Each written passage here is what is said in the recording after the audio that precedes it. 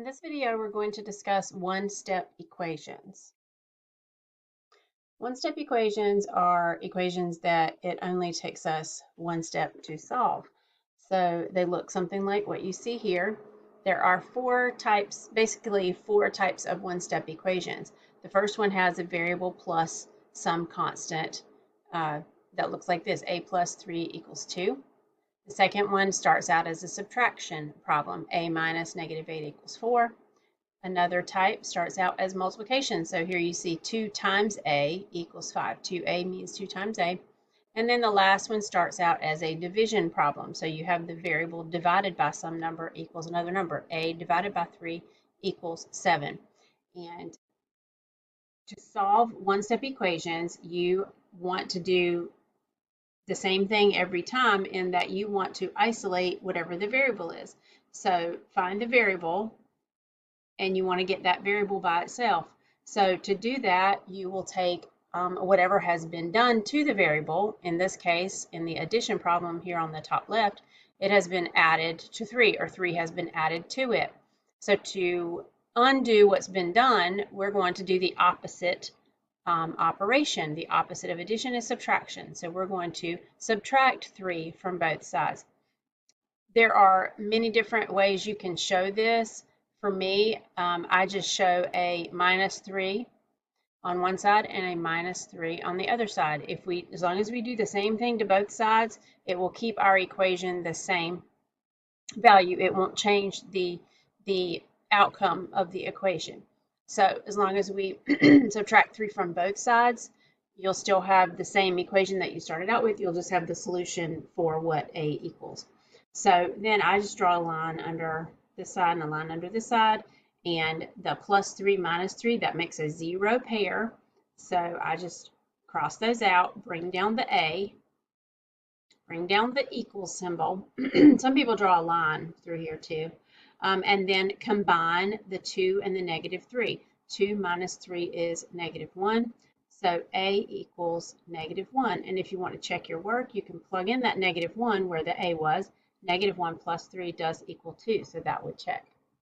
Okay, for subtraction equations such as this one, my recommendation is to change it to addition. And so what I would usually do is I would change the subtraction to a plus and the negative symbol here to a plus or positive also.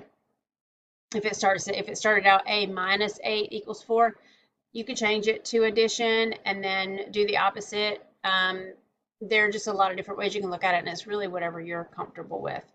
So now I've got a plus 8 equals 4. I'm just going to rewrite this. A plus 8, because minus negative is the same thing as plus positive. Okay, so now I can solve it just like I would the addition equation. So I'm going to solve this addition equation by subtracting 8 from both sides. So this is a 0 pair right here. So I can forget about that part, bring down the a. And then when I combine the 4 and the negative 8, it's going to be a negative 4. So a equals negative 4. If I went up and plugged in a negative 4 for the a, negative 4 plus 8 equals 4. Negative 4 minus negative 8 would also equal 4. Okay, a multiplication problem starts out with the variable multiplied times a number. So the coefficient of the variable, we're always just going to divide on both sides by that coefficient. And remember, you can show division with a fraction bar. So I'm going to put a fraction bar under both sides. I'm going to divide by the 2. It's always whatever the coefficient is of that variable. So then when I divide 2 divided by 2, that gives me 1. So that leaves me with a 1a. And then 5 divided by 2, I can change it to a mixed number. I can say, okay, that's 2 1/2. Or I could leave it just 5 halves. That would not be wrong to do either one of those. So a equals 5 halves or 2 1/2. Okay, the last one is when you have the variable divided by a number. So when you have the variable divided by a number, you want to multiply times that same number on both sides. So to show that, I'm going to show multiplying times 3. On the left side, I'm going to show it as 3 over 1, because that's the same thing as multiplying times 3. And then over here, I'm just going to show it as multiplying times 3. This is the same. The multiplying times 3 over 1, multiplying times 3 is the same thing. But these 3's, they cancel out because 3 divided by 3 is 1 again, and a divided by 1 is just a, and then 7 times 3 is 21. Any of these problems could be written with the variable on the right side. You really do the same thing that you would do if it was on the left side, such as the first example, I'm going to multiply times -2,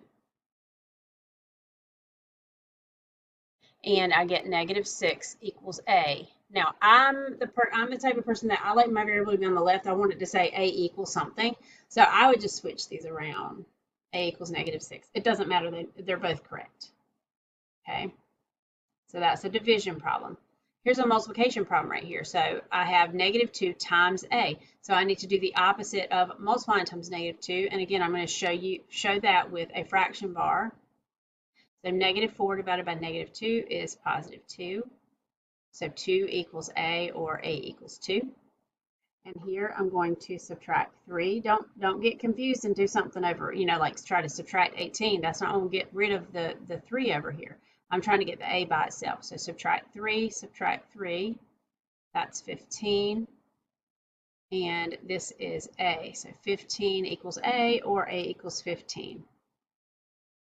All right, and then the last one, I've got -4. This one I don't really have to change to add the opposite. I could, but I'm just going to add 4 on both sides, do the opposite of what's been done. And so on this side, I have a. This is a 0 pair right here. And -4 plus 4 is 0. So a equals 0.